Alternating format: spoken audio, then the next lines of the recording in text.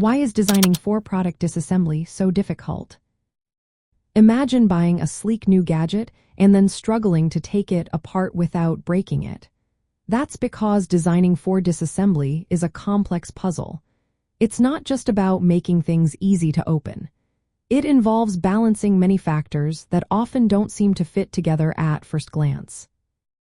First, modern products are made with a mix of different materials like plastics, metals, composites, and textiles.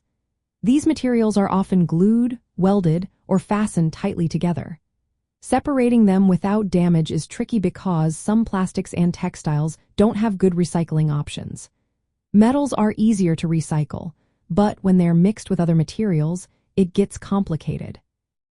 Manufacturers also face pressure to produce quickly and cheaply. They use fast assembly lines, adhesives, and permanent fasteners to keep costs low. Adding features that make disassembly easier can slow down production and increase costs. For companies competing on price, this is a big hurdle. Another challenge is the lack of universal standards.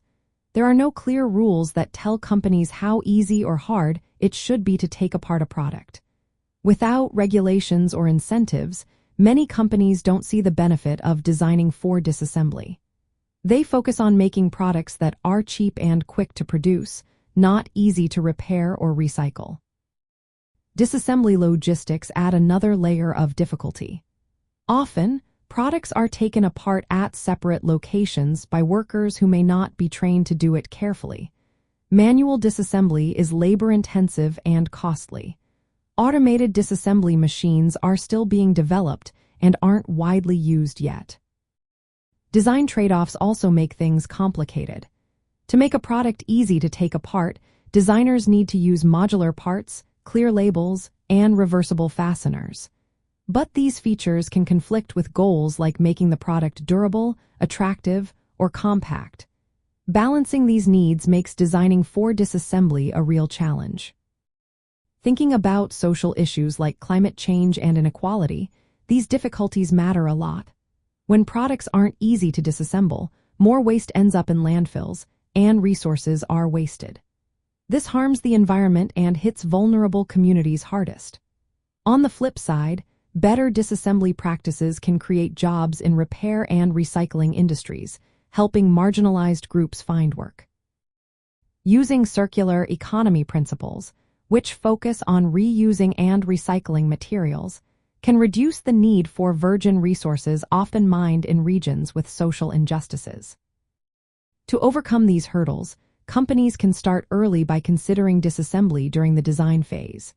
Using digital tools to simulate how a product will come apart can help.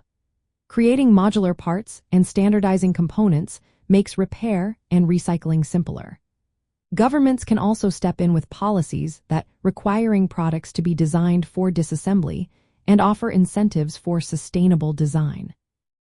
Investing in training workers and building infrastructure for disassembly and recycling is key too. When industries work together to share best practices and develop common standards, it becomes easier to make products that support a circular economy. Addressing these challenges is essential for building a more sustainable future. It helps reduce waste, protect the environment, and create fairer economic opportunities for everyone.